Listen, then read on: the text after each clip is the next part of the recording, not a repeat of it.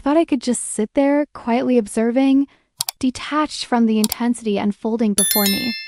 But the way their bodies moved in sync told an entirely different story, one that didn't require words.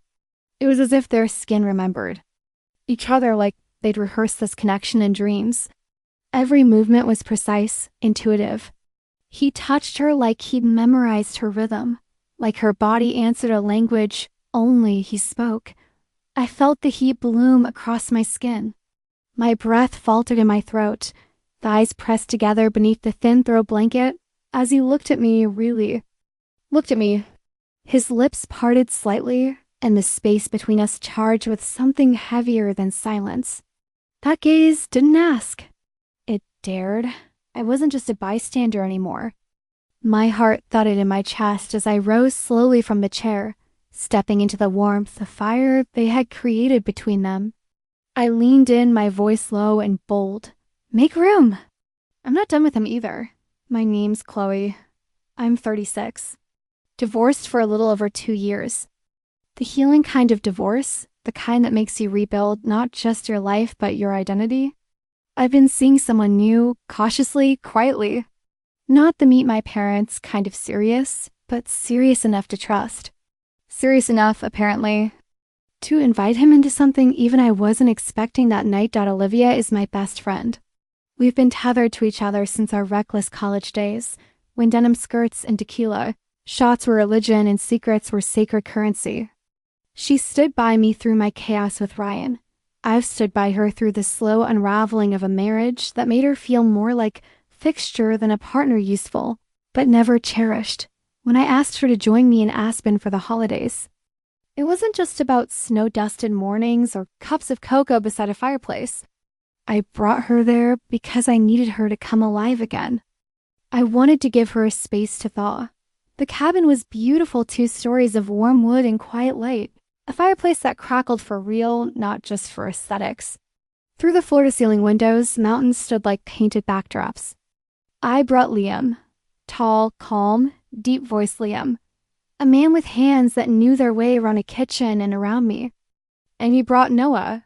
Broad-shouldered, loud-laughing Noah, who looked like a bourbon ad and acted like Joy had chosen him as its mascot. Noah and Olivia had never met. I hadn't plotted anything. Not really. But after dinner, with wine softening the edges of our conversations, someone, I think it was Noah, grinned and said, "Truth or dare?" I laughed. "What are we, 16? "Exactly," he said, eyes bright. "Back when things were still fun." Liam raised an eyebrow toward me.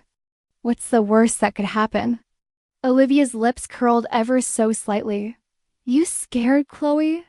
That was the moment I realized this wasn't just a game. It was something more. Something opening. We sat around the fire, socks tossed. Aside, wine in hand, cheeks flushed from more than the heat. Olivia looked like she was still on the outside, watching her life like it belonged to someone else. But I saw her watching Noah just enough lean when he joked, her smile hesitant but real. A laugh that seemed to surprise even her. The kind of laughter that sounded like remembering. I watched her. Watched the way she watched him. Watched her. Mouth open mid-laugh, her hand brushed her knee absent-mindedly. Watched her rediscover how it feels to be noticed. I took a long sip of my wine and let the pause stretch, then leaned in slightly and asked her softly, but loud enough to command. "The room. When's the last time someone touched you like they meant it?" Her eyes snapped to mine. They held for a heartbeat before dropping. Like the truth was too heavy to carry in plain sight. Liam turned toward her, his expression quiet but attentive. Noah shifted, his eyes flicking between us. He felt it too, the shift. Something intimate had entered the room. A door had creaked open. Olivia stared into her glass, like she was hoping to find bravery at the bottom. Time ticked between us. Then she spoke, her voice gentle but sure. Too long. It wasn't self-pity. It was truth. A confession she'd been aching to say out loud without being comforted or fixed. Just heard. Liam leaned forward, elbows on his knees, studying her like she was a puzzle he wanted to understand, not solve.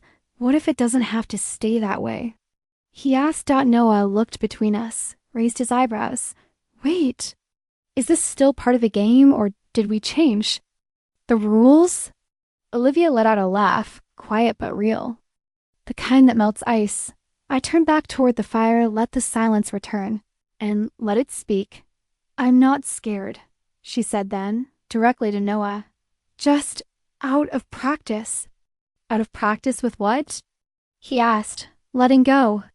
She said, slower now, steadier, and just like that, we were somewhere else entirely. I stood up, muttering something about needing more wine, and stepped into the kitchen. Liam followed. Of course he did. He always knew when I needed quiet space to gather. You good? He asked, his voice low and steady. I leaned back against the granite countertop, letting it cool the warmth rising under my skin. She needs this, I said. Not fixing, not advice, just to feel again. He was quiet, then nodded. You want me to help her feel that? I looked up at him, already knowing the answer, but I said it anyway. I trust you.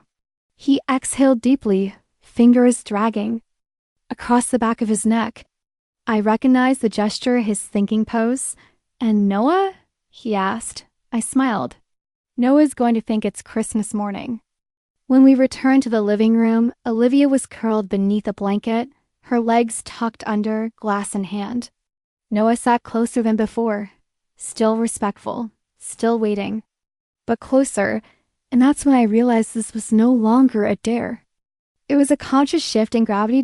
It began in fragments, stolen glances that hung too long, drifting only when noticed. The kind of looks that stay in the air after eyes turn away. Olivia was nervous. You could tell in the way she kept touching her hair, tucking it behind her ear, pulling it forward again. But there was something else, too. That unmistakable flicker of hunger, curiosity, the ache of someone who'd forgotten how it felt. To be wanted.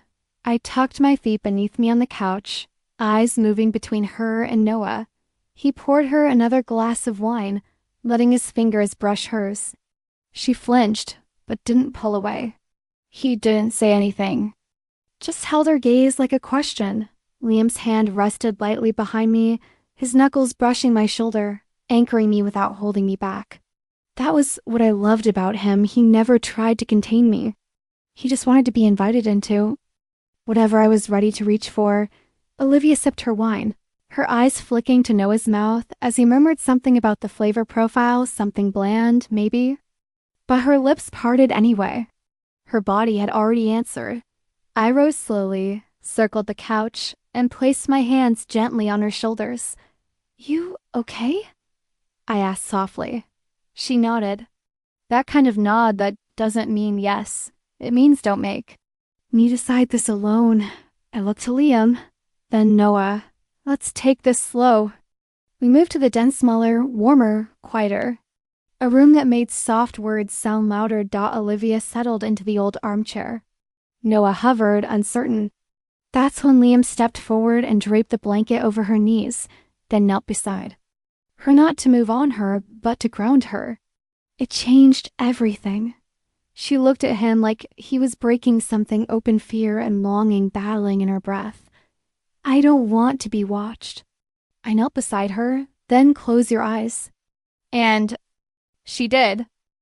Her lips parted, her brows lifted ever so slightly, and I could see the tension leave her shoulders like a slow exhale. Liam kissed her temple the way he kissed me when I couldn't speak, and that's when Olivia whispered something we weren't expecting done.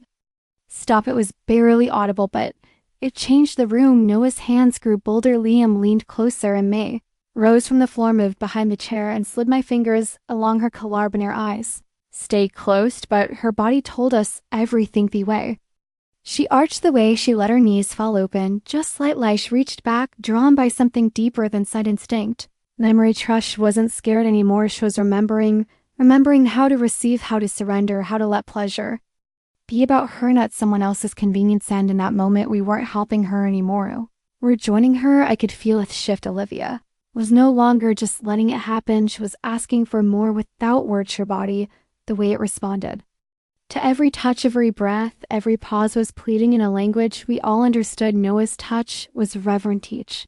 Gesture a question each breath, an answer she'd waited years to give while Liam stood behind her fingers, threaded gently in her. Heralding her head to the side to whisper something only she could hear, her breath caught in her throat, atmosphere charged with tenderness and trust. I stood behind them, witnessing something intimate and affirming. Hen, she reached for me, blindly, breathlessly. I stepped forward, taking her hand, guiding it to where my heart was pounding. Her eyes fluttered open, just long enough to find meaning in them. I saw it in it, just arousal, but trust, gratitude, release within. Liam moved. He lifted her effortlessly from the chair, carrying her like something cherished and yet possessed. He laid her gently across the bed, her hair splayed like gold across the sheets. Noah joined his mouth, claiming hers, while my fingers danced across her skin, light and coaxing, never rushing. She was wrapped in us, surrounded, held, and when Liam slid in behind her arms, anchoring her chest warm against her back, I felt her body arch toward him like gravity. Noah knelt between her legs, eyes dark with reverence, waiting for the signal. "We are ready." I whispered against her ear, and she was the first. Movement was slow, so slow. Noah held her as if listening to her heartbeat, each movement purposeful, each pause filled with care. Liam's hands were steady, guiding her hips. Me lips found her shoulder, trailing soft kisses down to the place where her pulse beat wild, an unhidden three Bodhi-sewn rhythm, and somewhere in that rhythm, between the gasps and the shivers, something in her broke open, net a breaking down, but a breaking free, like something old had cracked off, something heavy and silent. I felt her chest shaken. For a moment, I wasn't sure if she was laughing or crying, both. Maybe she reached for my face, pulling me in, and kissed me hard, like I'd just given her a second life back in the room. The rhythm built faster, fuller, more sure, and when she finally came undone her body, trembling her voice, a soft cry swallowed by our hands and mouths known of us stopping it, until all three of us reached that edge together, not until the room fell quiet except for our breathe, our laughter, and the sound of her heartbeat slowing down beneath our touch. Light through the window wasn't harsh, it was soft, golden, kind of light that doesn't wake you but invites you to keep dreaming. Olivia stirred first. She lay nestled between Asher, a gentle mess across my husband's chest down, legs still tangled with mine. Her breathing was slow, deep, soothing in the way only someone finally at peace could be. Liam's arm rested loosely around my waist, his other hand curled near her hype as if he never stopped holding her, and maybe he hadn't.